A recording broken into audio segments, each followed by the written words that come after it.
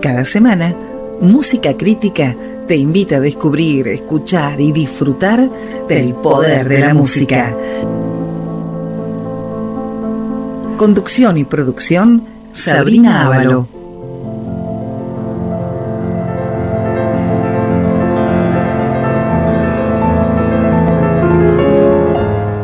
Clases de piano, Método Suzuki, para niños a partir de los 3 años. La manera más natural de abordar un instrumento. Las clases son presenciales y también en línea para familias que viven lejos o fuera del país. Ofrecemos material didáctico, visitas de observación, charlas para familias, muestras y conciertos. Para conocer más, podés ingresar al Instagram Piano Suzuki o por WhatsApp al 11 50 62 92 72.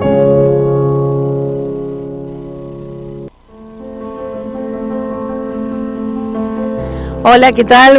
Buenas tardes, ¿cómo están? Bueno, bienvenidos a el programa número 95 de Música Crítica en su tercera temporada. Estamos en vivo, en streaming, acá por Radio Hermes. El Instagram del programa es @música_crítica. Recuerden que allí subo anticipo de los programas, agenda de conciertos, reseña de los lugares a los que asisto y luego de cada programa subo los momentos más relevantes. También pueden encontrarnos siguiendo las redes, radiohermes.com, en Instagram, @Radio Hermes y también en Facebook, Radio Hermes Online. Bueno, acá estoy. ¡Qué emoción! ¡Qué emoción!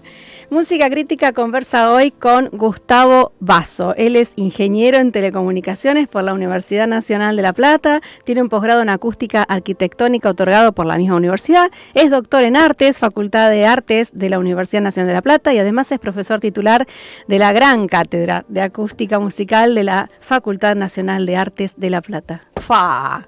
¿Cómo estás? Bien, gracias por invitarme. Veo que tenés una lista muy grande de preguntas y me asusta un poco. Tengo. Hace un rato me dijo, tira todos esos papeles. No, ¿cómo andás? Bien. Bueno, tantos años, vos no te acordás, pero yo sí. Yo fui alumna tuya en la universidad. Sabía. Así que, bueno, una materia súper interesante. Y ahí, ya que estamos, voy a preguntarte por la pregunta así base, que me imagino que vos capaz que se la preguntás a tus alumnos cuando ingresan. ¿Qué es la acústica? Sí, esta pregunta que hacemos siempre al principio, cada uno tiene sus teorías al respecto. Siempre es bueno empezar con el diccionario, agarrar la academia que dice acústica, y dice la acústica es la ciencia del sonido. Perfecto, clarísimo, ya está. Pero no, siguen. Y le pasamos la pelota de la acústica al sonido. Y acá empieza a haber problemas. ¿Qué es el sonido? El sonido, en general, en la lengua cotidiana, en el hablar cotidiano, esa palabra designa dos cosas muy diferentes. Una onda física, por ejemplo, qué sé yo, lo que sale de un violonchelo, lo que sale de un piano, y lo que percibimos nosotros de eso que sale del violonchelo o del piano. Y son dos mundos completamente diferentes. Uno es un mundo físico que se mide, se puede registrar con un micrófono, y el otro es absolutamente intransferible, íntimo. Es más, puede haber sonidos sin onda física, cuando soñamos, cuando imaginamos algo, cuando tomamos alguna cosa un poco fuerte. Oímos sonidos en nuestra mente que no están afuera como onda física. Entonces lo primero que hacemos en acústica es romper esta ambigüedad de la palabra y llamar señal acústica a lo físico y sonido solamente a lo percibido o a la representación mental. Y después de eso empieza a andar un poco más fácil la cosa. ¿Te parece? Por lo menos a mí sí.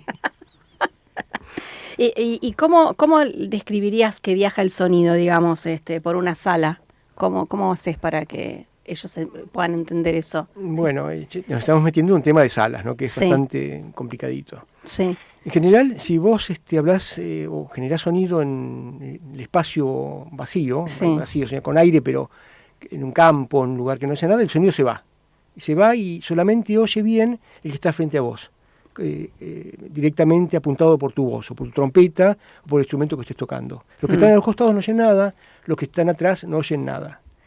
Las salas tratan de que toda esa energía que se pierde, redirigirla hacia la gente. Esa es un poco la función principal. Y junto con eso tratar de mejorarle la calidad.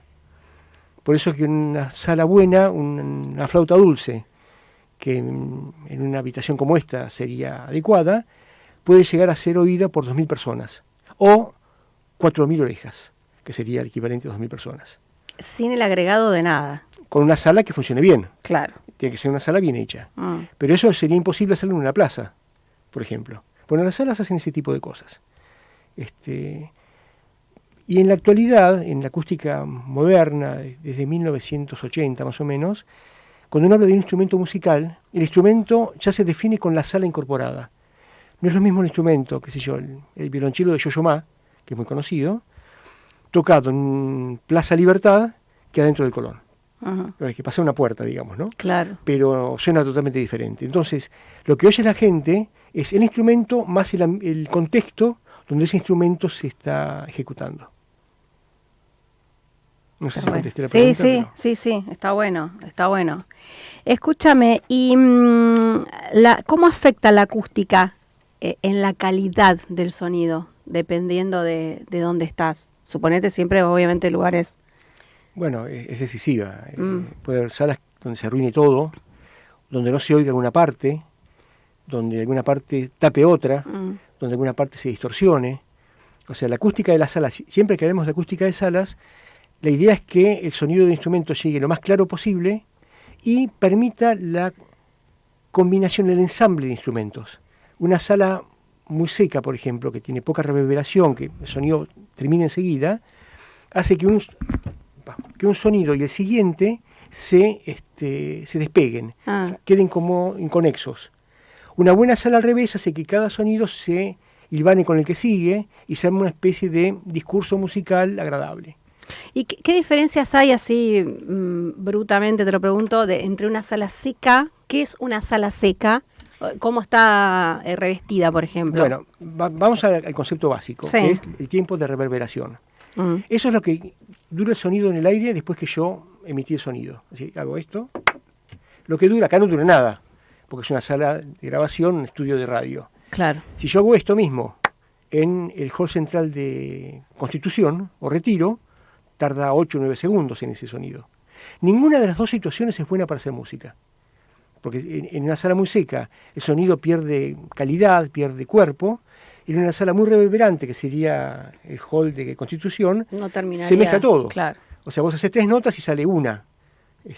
Haces la novena de Beethoven, vas al día siguiente y está sonando todavía, digamos, ¿no? Claro. Entonces, en realidad, una buena acústica es buena para lo que vos estás queriendo hacer bien. Y en general los músicos se han metido después que las salas. Históricamente, el canto gregoriano, por ejemplo, en el medioevo tardío, las iglesias ya estaban, las catedrales medievales. ¿Qué hicieron los músicos, los cantantes? Hicieron música que se casara bien con esa acústica. Por eso es una música con un ambiente muy reverberado, música muy lenta, con poca armonía, no muy compleja, porque si no se mezclaría todo.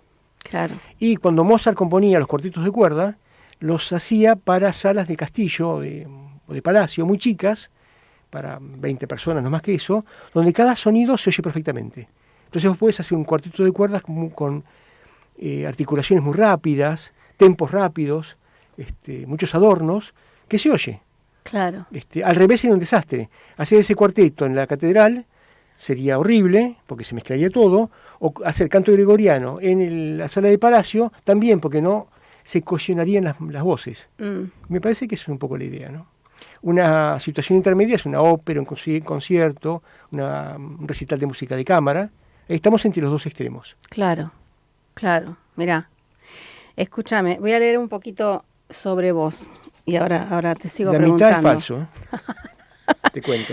Gustavo Basso es autor de infinidades de artículos científicos publicados en revistas especializadas del exterior y del interior del país, en las áreas de acústica y música. También es autor, junto con otros, con otros es falso. Otros autores. De los libros Análisis Espectral, Percepción Auditiva y Música y Espacio, Ciencia, Tecnología y Estética. Es asesor del Honorable Congreso de la Nación y del Honorable Senado de la Provincia de Buenos Aires para la redacción de proyectos de ley sobre la contaminación acústica. Eso me parece súper importante. ¿Te dan bola Yo no o sé qué onda? si todavía soy eso, porque son leyes que hemos ido presentando, sobre todo en Nación, tanto en el Senado como en diputados, durante 20 años y nunca llegamos a diciembre con que lo traten. Así que en realidad es un cargo casi vitalicio porque no aprobamos la ley. Si lo trataran, es muy importante. Sí, contaminación acústica. La gente vive, ahora después te voy a contar, sin darse cuenta de un montón de cosas. Distinguido con más de 25 premios nacionales e internacionales por sus trabajos de investigación y diseño acústico, entre los últimos el premio Gratia Artis, otorgado por la Academia Nacional de Bellas Artes de Argentina el año pasado, en 2025. Gustavo Basso es socio gerente de la consultora A+I. Seguís siendo, ¿no? Creo que sí. Asesoría integral, interviniendo en la sección de trabajos de diseño acústico. Y acá voy a esta parte. Interveniste en salas de concierto, teatros de óperas y teatros de prosa. Acá agregan la cantidad de butacas, y ahora te voy a hacer estas preguntas. Acá dice, más de 1000 butacas. Intervino el Auditorio Nacional de la Ballena Azul, del hoy renombrado, Palacio de Libertad, que la sala sinfónica tiene 2000 butacas, también la sala de cámara del Palacio con 700, Teatro Colón, que es un teatro de ópera que todo el mundo conoce. Ese no lo hice yo, eso fue una puesta en valor, pero lo hizo Tamburini en realidad, ¿no? En 1908, tan viejo no soy. No, ya sé, pero la asesoría acústica que tuviste... Sí, la puesta en valor, trabajamos con a partir del 2010. Exacto, sí. Y con Alberto Aido. Después, el Teatro del Bicentenario, San Juan, Teatro de Ópera, 1.200 butacas, la Usina del Arte, es un auditorio con 1.200. Yo estoy nombrando todo lo que vos te llamaron para intervenir acústicamente. Bueno, millones, Teatro Municipal, Teatro de la Universidad de Chile, el Teatro Municipal, el Codiceo Podestá del Teatro Argentino, el Teatro Argentino mismo con 2.200 butacas.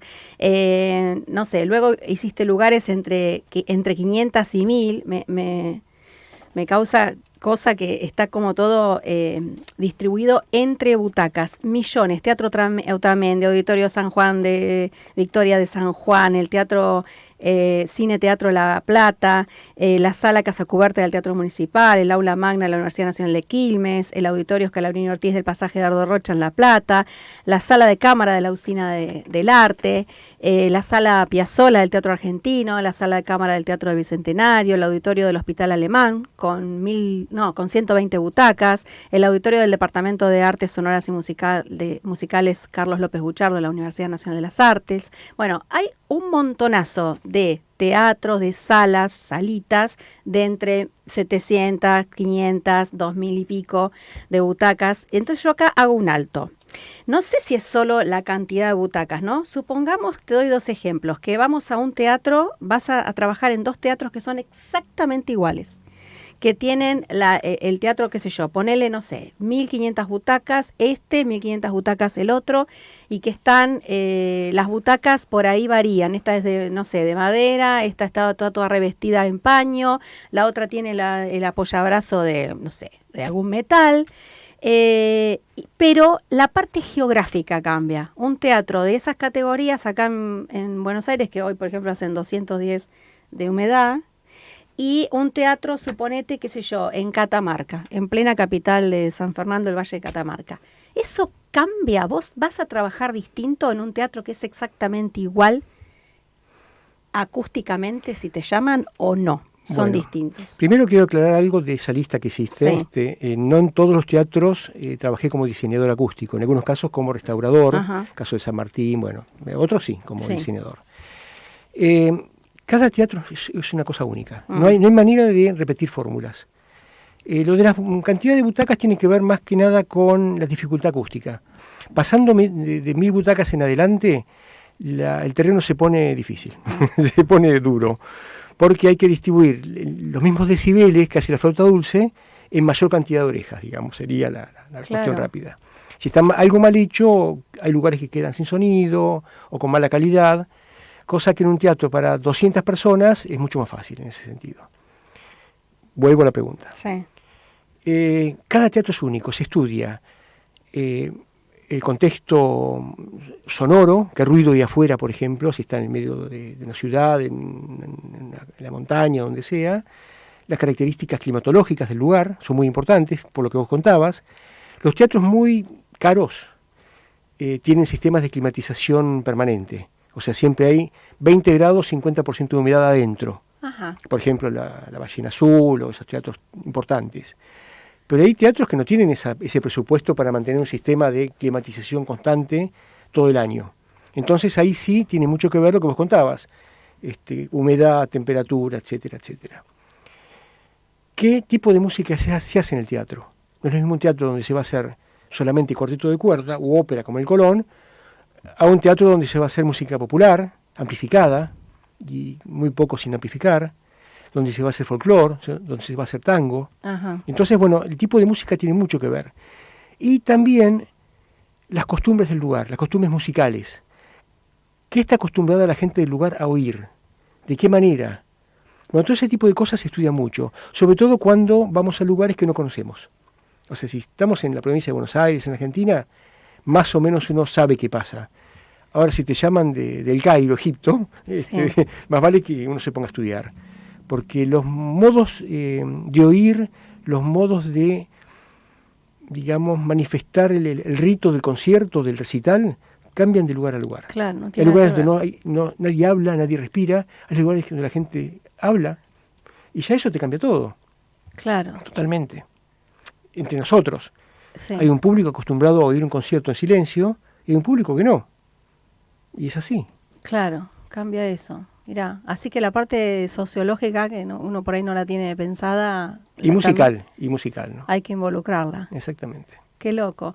¿Y cómo haces, por ejemplo, porque acá hay algunos espacios de arte experimental, que también estuviste incursionando, como en la cúpula del Palacio Libertad, en el Centro de Experimentación del Teatro Colón, que tiene para 250 espectadores, el Movistar Arena, que es un estadio cubierto para deportes y espectáculos que tiene 15.000 localidades. Vos me dijiste recién que pasando las 1.000 butacas es un problemón. Acá hay un tema. El Movistar Arena, o las arenas en general, Sí. Son espacios donde es obligatorio el uso de amplificación.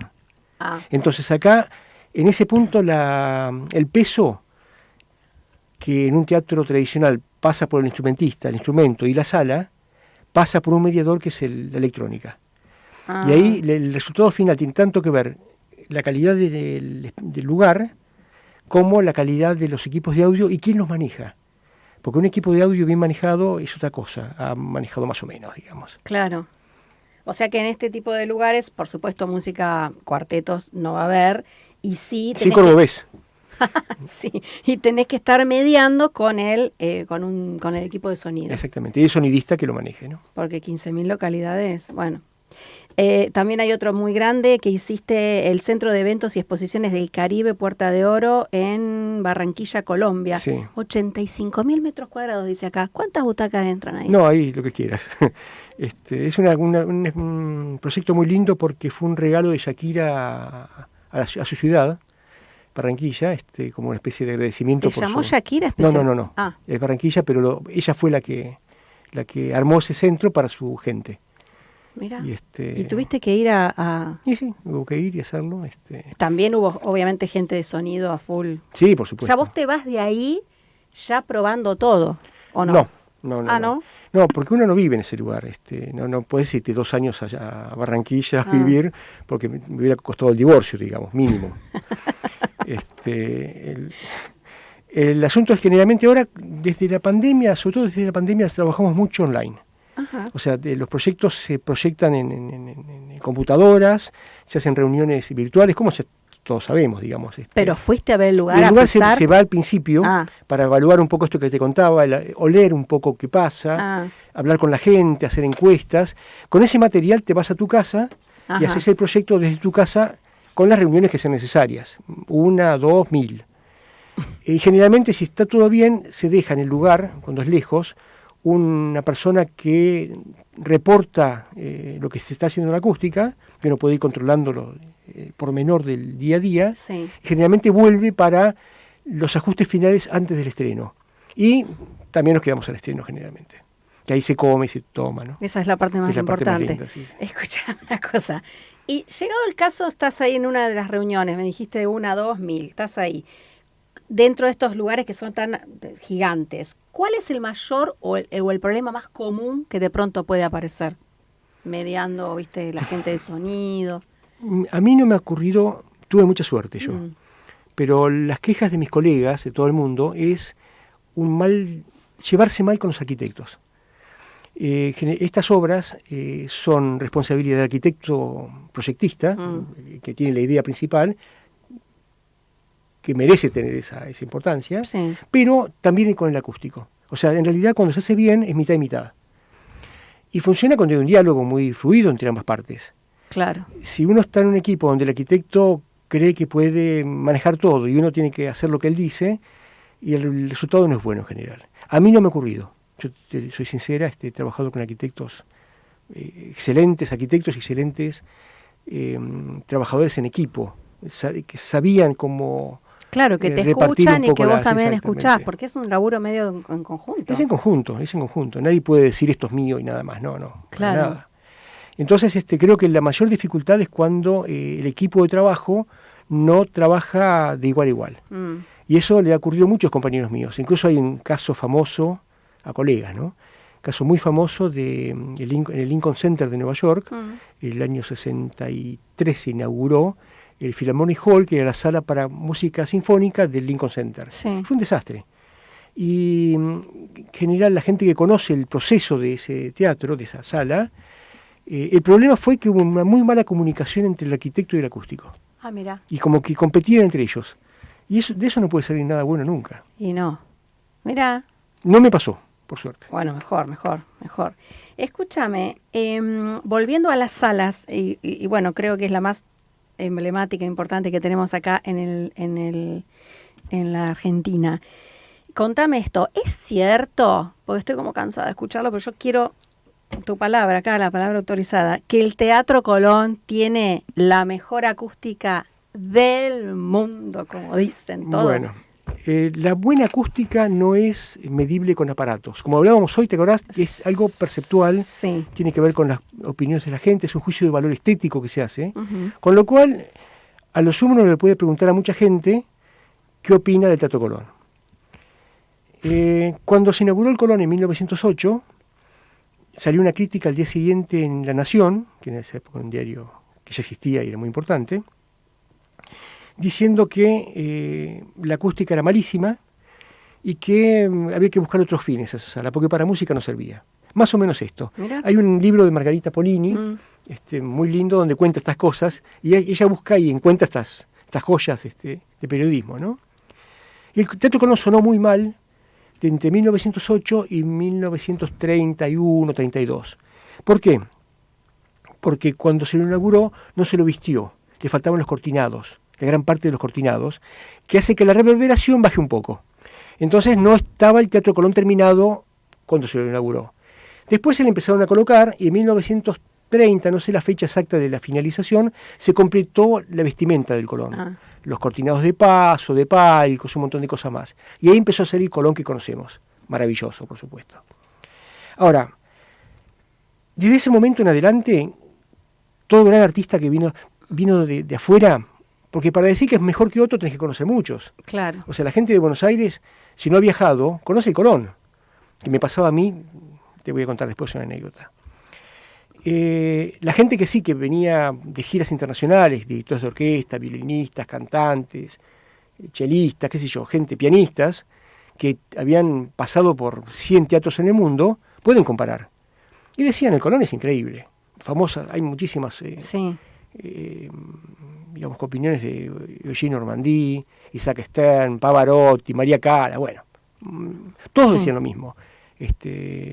Gigli, Tito Sí, Schipa, no, terrible. todos decían que el Colón era maravilloso, pero eran comentarios.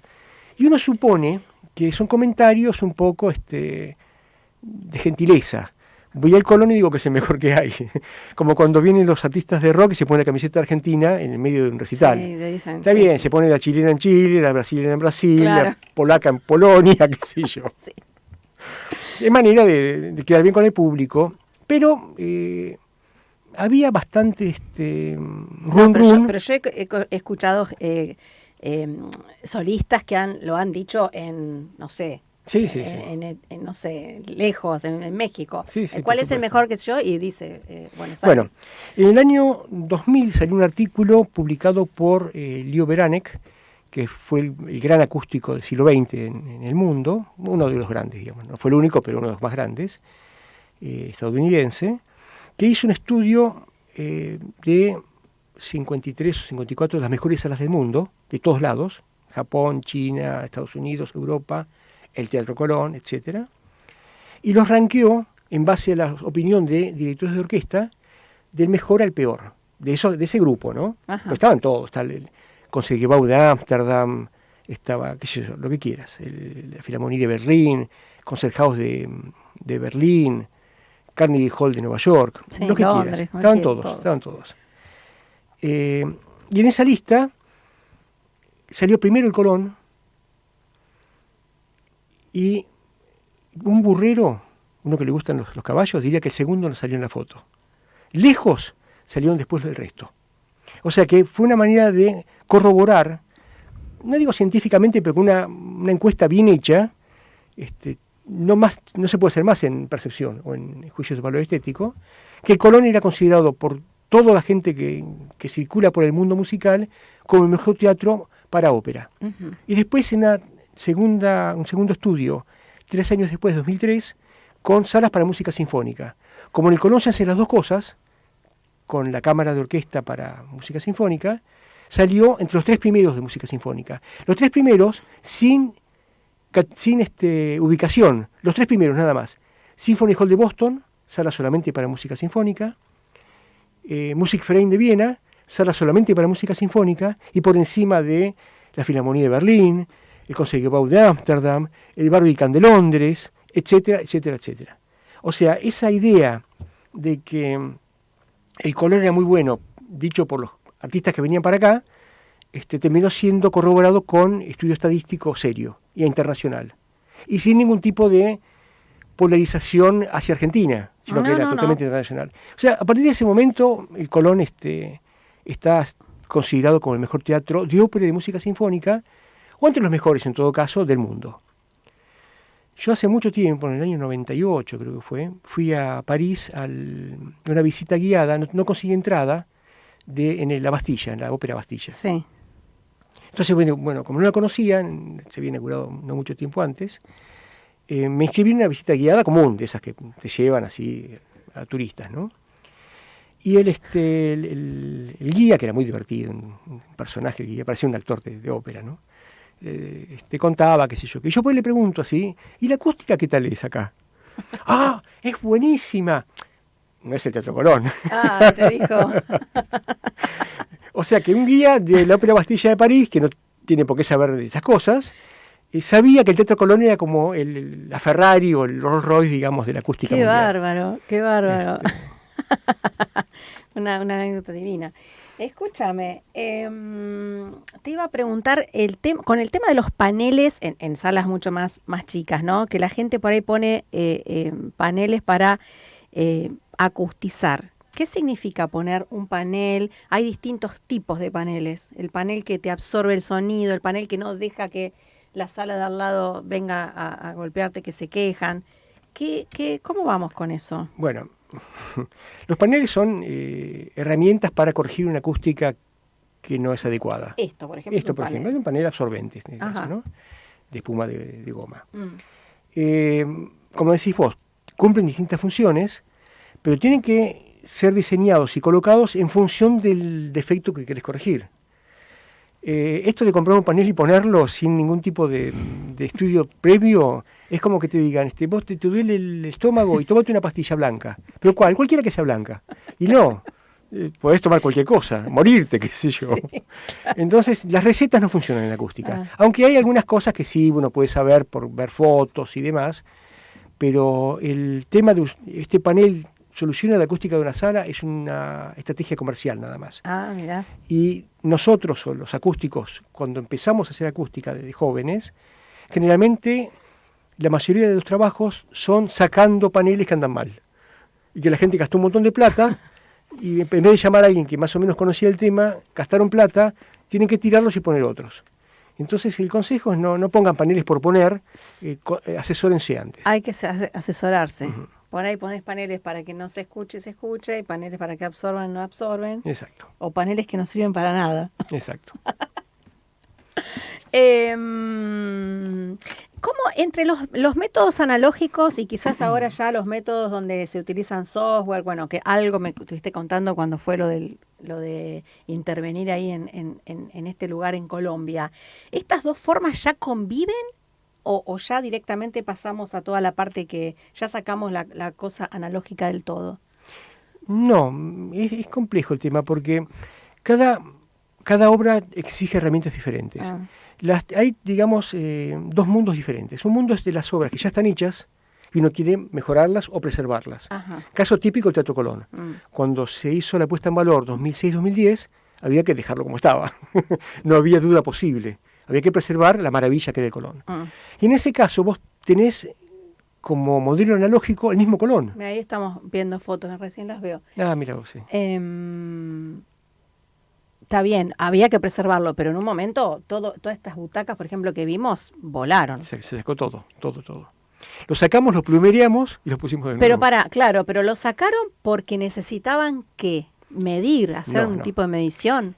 Si querés entramos en ese tema, es un tema largo. Dale. Bueno, el Teatro Colón, cuando empezamos a trabajar en él, ya estaba considerado como el mejor teatro de ópera del mundo y uno de los 3 mejores teatros de música sinfónica. O sea, no había duda de que pretender cualquier tipo de mejora era ya herética, digamos, como concepción. O sea, que íbamos a lo sumo por un empate. No se podía ganar, había que empatar con lo que estaba antes. Trabajamos 2 por parte del gobierno, Rafael Sánchez Quintana y yo, y Alberto Aedo, el ingeniero, por parte de las empresas que hicieron la obra. Que éramos todos un equipo único, digamos. Estábamos en distintos lados del mostrador, pero el objetivo era preservar el Colón, no había otro más. Entonces, teníamos una ventaja muy grande, el Colón ya estaba armado cuando empezamos. Entonces, ¿qué hicimos? Un diagnóstico lo más perfecto posible, dado la tecnología de la época, con los últimos avances de mediciones, de cómo estaba el Colón en ese momento. Después hubo que sacar todo lo que había en el Colón para retapizar las butacas, cambiar telados, porque el Colón tenía muchos elementos no ignífugos. Es decir, si había una chispa, se quemaba. Claro. Es más, hubo cambios de de tapizados hechos en la dictadura militar, que nadie se enteró, cambiando la tela original por una de nylon. O sea, una locura.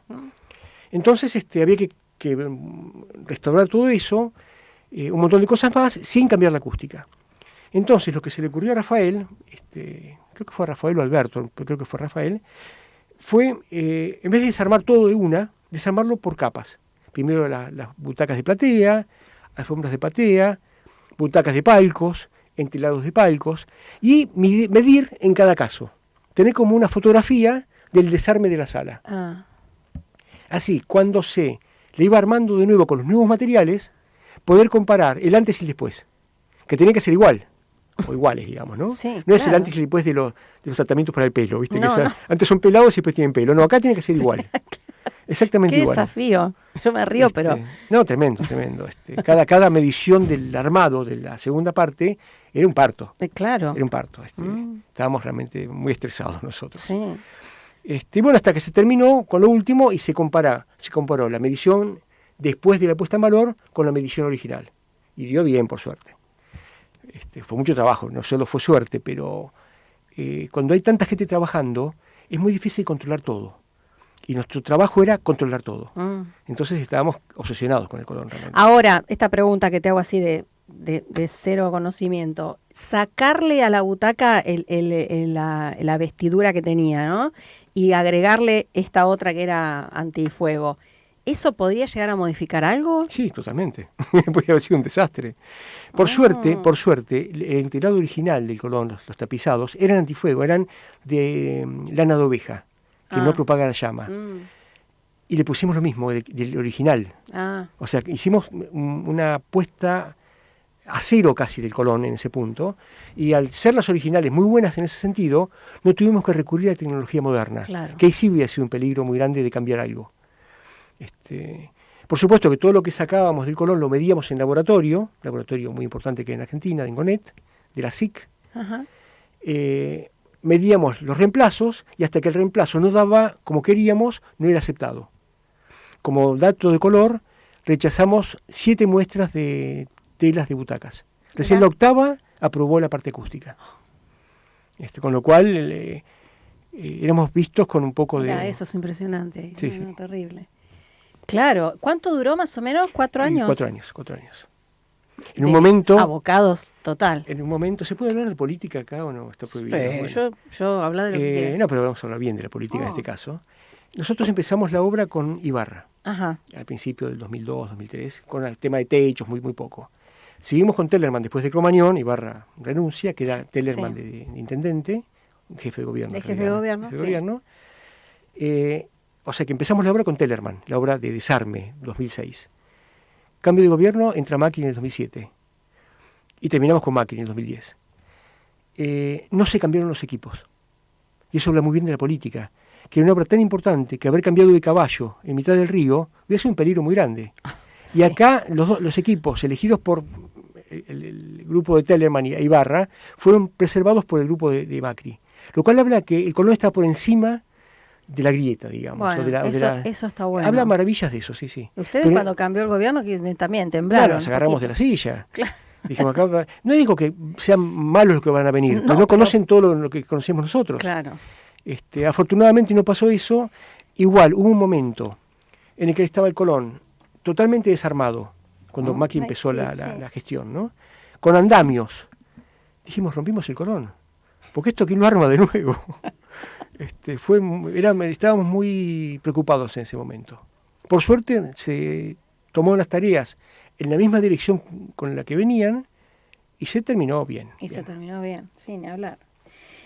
Voy a decir algo. Uy, mira el tiempo. También realizaste estructuraciones para edificios destinados a educación, por ejemplo, estaciones culturales, de exhibición de la Red Federal de Cultura Digital, Ministerio de Planificación Federal, bla, bla, bla. Dice, entre el 2013 y 2015, con estas salas fueron como una refacción para salas virtuales, ¿no? ¿Esto? Sí, 36 salas. Este fue un proyecto del gobierno de Cristina Kirchner, del 2011-2015, ¿no? Que tenían como sede central la Ballena Azul, el CCK, sí, que era un productor de contenidos. También el Teatro Argentino, algunos teatros grandes, Bahía Blanca, Córdoba, etcétera. Y ese contenido se iba a transmitir por vía streaming o un sistema así a salas de todo el país. Salas chiquitas a veces en Faimayá, sí, en lugares donde la gente no tiene acceso al Colón o a la Ballena. O al Teatro Argentino de La Plata, con una muy buena calidad. Y lo que hicimos nosotros con ese grupo, desde la Universidad de La Plata fue hecho este trabajo, fue crear salas nuevas, donde no había, se hicieron muchísimas salas nuevas. 36, dice acá. O sea, o refaccionar salas que ya estaban, pero dotadas de tecnología digital de alto nivel. Eran Dolby Atmos, con pantallas de alta definición, donde uno pudiera escuchar, por ejemplo, un concierto de Marta Argerich en La Ballena, pero con una calidad de sonido muy buena en Salta, en algún lugar perdido por las montañas. Claro.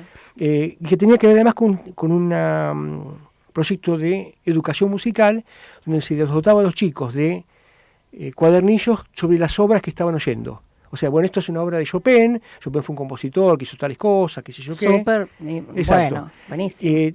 Había un extracto para maestras de música, donde les hacía oír antes del concierto pedacitos de concierto, identificar el tema, un poco la parte armónica, para que los chicos lo oyeran con provecho. Y al final se oía en ese teatro el concierto con Marta Argerich o con quien sea, en unas condiciones relativamente dignas musicales. La idea también era que los chicos de esos lugares pudieran venir a Buenos Aires o a La Plata o a Córdoba a escuchar un concierto en vivo real, no solamente electrónico. Claro. Era una idea muy bien armada para generar público futuro. Porque si uno va a los conciertos de música clásica, hay gente grande más que nada. Sí. Y el público hay que renovarlo. Sí. Y no solamente la gente de La Plata, de Buenos Aires, de Córdoba o de Santa Fe, supuesto, o de Rosario. todo el interior. Sí, todo el obvio, interior. obvio. Lamentablemente ese proyecto no continuó, No continuó. y quedó ahí en la historia. Mira. Trabajaste para acustizar las cámaras Gesell de la Suprema Corte de Justicia de la Nación de la Ciudad de Buenos Aires. Esto me intriga de sobremanera.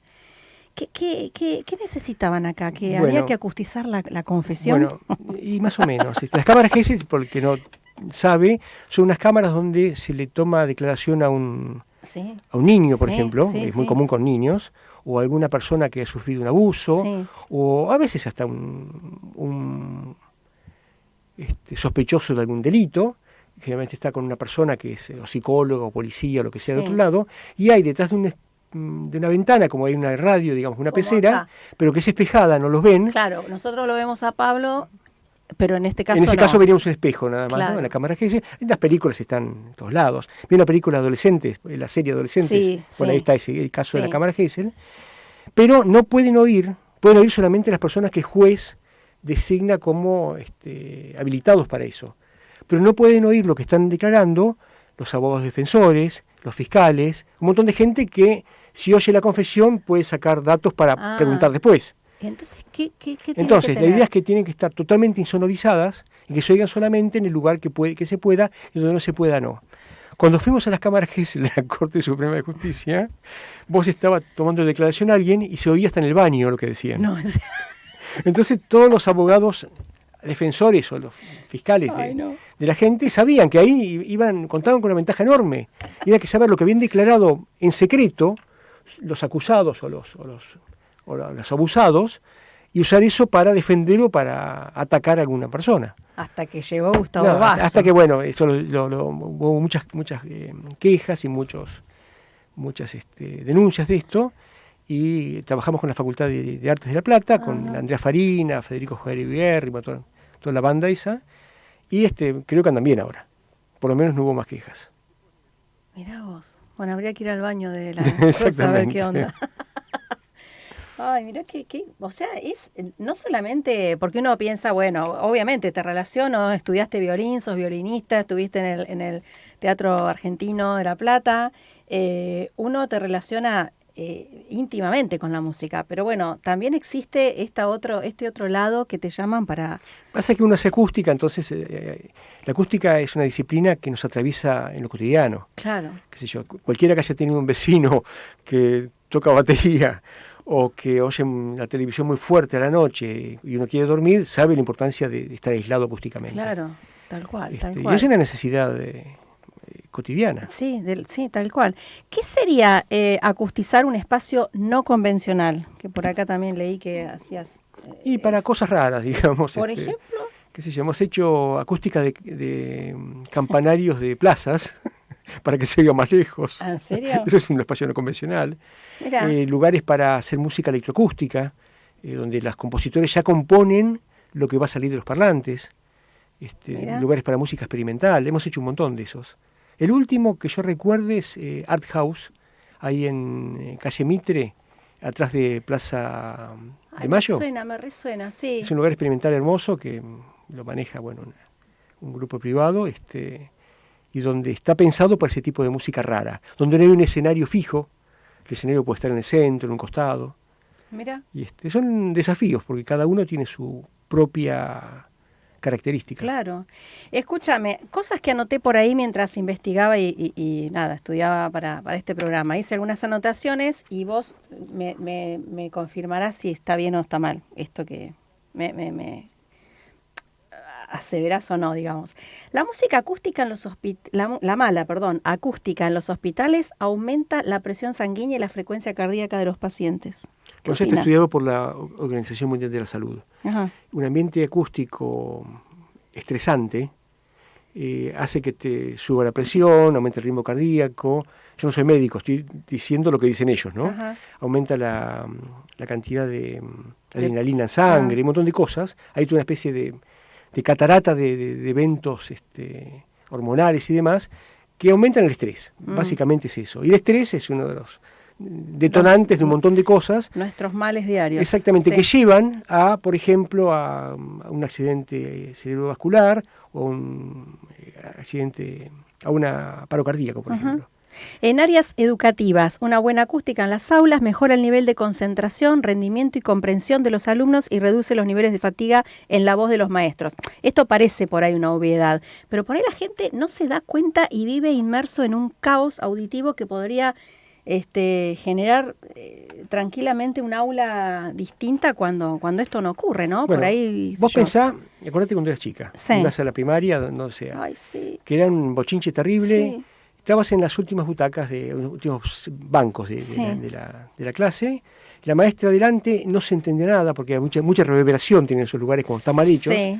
La maestra habla, hay que hacer un esfuerzo enorme para entenderla, a los 5 minutos te cansaste, dejás de oírla y empezás a hablar con tu compañerito al lado. Claro. Con lo cual generás más ruido, la maestra habla más fuerte, consecuente, en resumen, la maestra termina afónica, agotadísima, los alumnos no tuvieron la clase porque no entendieron nada, también terminaron afónicos, o sea, la clase no se dio, no ocurrió. Pero hay muchas aulas así. La mayoría, Sí. la mayoría. Tienen que empezar a llamar de los colegios, Gustavo. Sí, no, pero eso lo hemos hecho.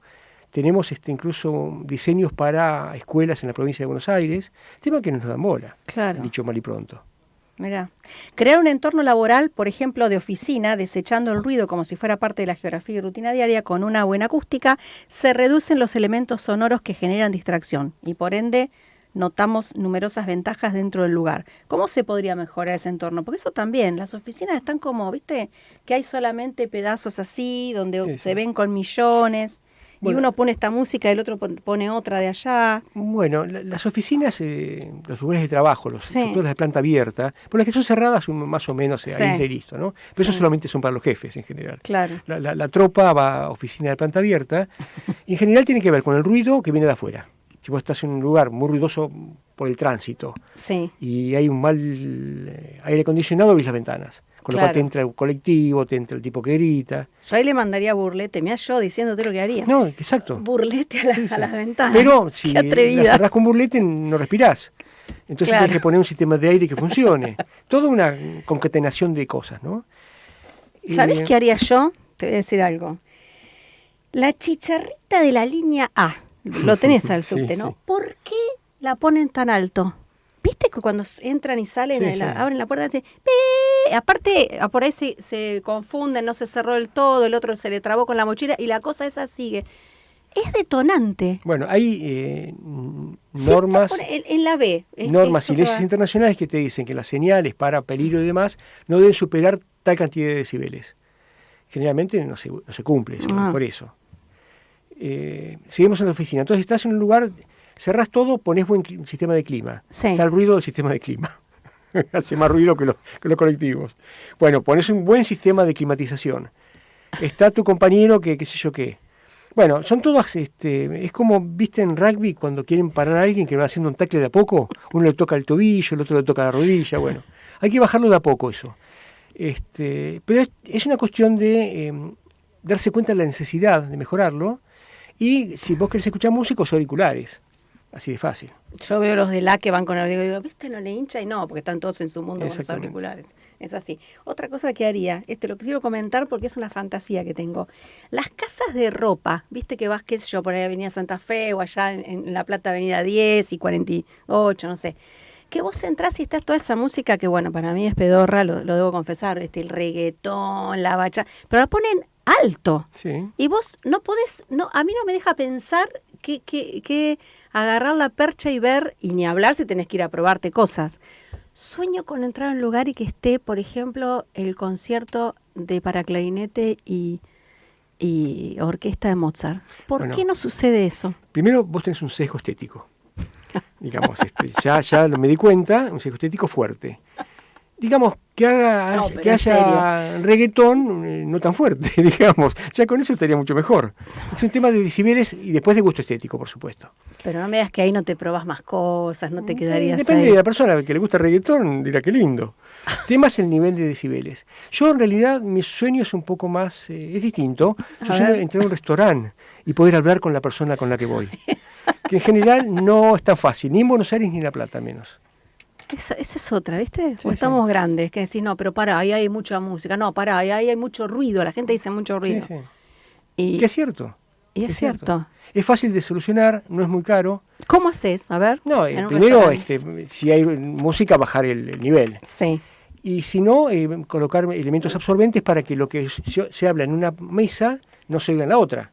Eso es muy barato, ¿no? Pero mirá, una vez me eso es dijeron, interesante. no voy a nombrar al que me lo dijo, pero me dijeron, no les conviene a los dueños de los restaurantes. Porque si vos estás en un lugar con mucho ruido, tenés ganas de irte. Y hay mayor circulación de mesas. Ah, mirá. En cambio, en un lugar muy agradable, y la música es bajita, y te dan ganas de hacer sobremesa, tomarte un postre. Pero para el dueño es mejor negocio que venga otra persona y pida un cerdo con papas. Claro. Sin duda. Tengo preguntas de acá, preguntas y cosas que me fueron llegando hermosas. ¿Viste qué lindas historias puse? No le das mucha bolilla a las redes sociales vos. No. No, nada. Nada. Unas historias lindas. Espera, acá tenía. Ay, se me fue acá. Preguntas. Acá. No, no. Él es Pablo, que dice. Lo estoy escuchando. Ah, no, es María Paz de Sico. Uh-huh. Lo estoy escuchando. Saludos a ambos. Gustavo es un grande. Fue profesor mío en la facultad. Otra alumna más. Y acá Pablo dice, fue mi profe de acústica, se lo recuerda con mucho cariño, muy generoso y muy grosso. Te digo más, no, en serio, la gente te recuerda por la clase que le diste y por la que no le diste. En los estudios... Sí, acá está, mirá, justo me llegó. Mirá, dice, ¿cómo te puedes recordar por una clase que no diste? Mirá, 1556, no te miento, Carolina, Sí. Una amiga mía de La Plata, estudiamos juntas allá. Qué programa interesante. Justo estaba por preguntar eso. Acustizar las escuelas sería maravilloso.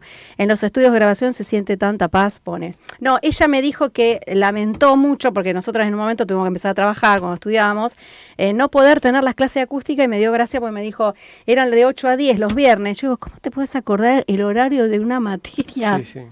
Yo no me acuerdo. De 8 a 10 de los viernes. Y bueno, y ella en ese momento estaba en Debe haber sido en la década del 80 eso. No, un poco más, che, éramos más. ¿Ah, sí? No, éramos... Porque me acuerdo haber dado ese y... ridículo de la mañana en esa época. 97, 96, por ahí. Yo no me acuerdo el horario en que la cursé, pero digo, pero Carolina, vos te tienen que llamar del coso de Artemis 2 con el dato tan preciso. Buah. Acá Alfredo dice, te pregunta rápido, ya nos tenemos que ir, ¿no? Sí, ya. Las iglesias siempre tienen esa magia de que si está con bastante gente, sean los techos del material que sean, suenan bien. ¿Por qué pasa eso? ¿Cómo lo puedes decir? Por la reverberación. Es mucho volumen, pero mucha gente. Una iglesia vacía es un barril. Ah, mira, Hilda dice, soy abonada del Teatro Colón. Cada vez que ingresan esos espectáculos, bueno, no lo digo yo, indeseables, y que los artistas, entre comillas, usan micrófonos y que gritan en vez de cantar, a la parte física del teatro, ¿le hace daño o se lo banca? Me imagino, me imagino que habla de lo estructural. Si se lo banca, pregunta, ¿hasta dónde? Bueno, hoy lo decías vos, los decibeles. El Colón es un teatro conceptualmente del siglo XIX, aunque terminó en 1908, y tiene un montón de elementos muy delicados, como yesos, estucos y demás, que si vibran mucho pueden llegar a quebrarse o a agrietarse más que nada, muy poquito. Es un tema de decibeles, no de la estética de la obra. Si se mantienen dentro de los decibeles que genera una orquesta sinfónica, que son muchos, pero no tantos como un subwoofer de un grupo de rock, no tendría que haber problema. Y eso están muy, muy atentos los sonidistas del teatro, que son muy buenos y lo quieren mucho el teatro, y siempre que hay una cosa por el estilo, tratan de cuidar que eso no ocurra. Mirá, pero puede haber excesos, también puede haber. Uy, bueno, tengo 2 minutos. Nacho, rápido. ¿Existe la acústica en un lugar como el estadio de River? Fui a ver a Coldplay la última vez que vino al país. ¿Qué es lo que hace que todo suene más allá? Espera, es lo que hace que todo suene más allá de que sonaba muy fuerte y había parlantes por todos lados. Dice, ¿qué es lo que hace que suene tan bien que había parlantes por todos lados? ¿Hay acústica en ese lugar y en ese momento? Bueno, la acústica del estadio de River, de cualquier estadio abierto, lo dan los equipos de electroacústica. Y en ese caso, bueno, grupos tan grandes como ese, llevan los mejores parlantes del mundo, son Lina Rice, de marcas muy reconocidas, y genios manejando sonido. Entonces, cuando hay esa combinación, se puede hacer música de calidad casi en cualquier lado. El nivel es otro problema, el nivel es un tema más de hábito cultural, me parece. Mirá. Está bien. Música Crítica es un programa de divulgación musical que intenta indagar, educar e informar sin acartonamientos y acercar buena música y cultura a los oídos de todos nuestros oyentes. Para mí y para muchos, Gustavo Basso es como el tope de gama de la acústica. Y como consejero, digamos, de todos los espacios donde se lo llama, se lo interviene desde el diseño acústico, tu experiencia nos ayuda a entender que el sonido de una sala no es magia, es un complejo, en la mayoría de los casos, grupo de decisiones que ustedes tienen que tomar, y dentro de estas decisiones hay estudio, mucho estudio, ciencia y bueno, y oreja, ¿o no? Muchas gracias por haber venido para darnos esta clase maestra de acústica. Fue una charla de bar hermosa y te agradezco la invitación, Sabrina. ¿Cómo podemos mejorar la vida de nuestros oídos en la diaria? Bueno, en serio, hacía un montón que quería que vengas a charlar de esto tan importante. Bueno. Viste que vos dijiste, uy, 1 hora voy a hablar. Sí, pasó rápido. Se nos fue volando. No creo que a los oyentes, pero nosotros no, sí. Sí, cómo no. Chau, hasta la semana que viene. Chao. Claro.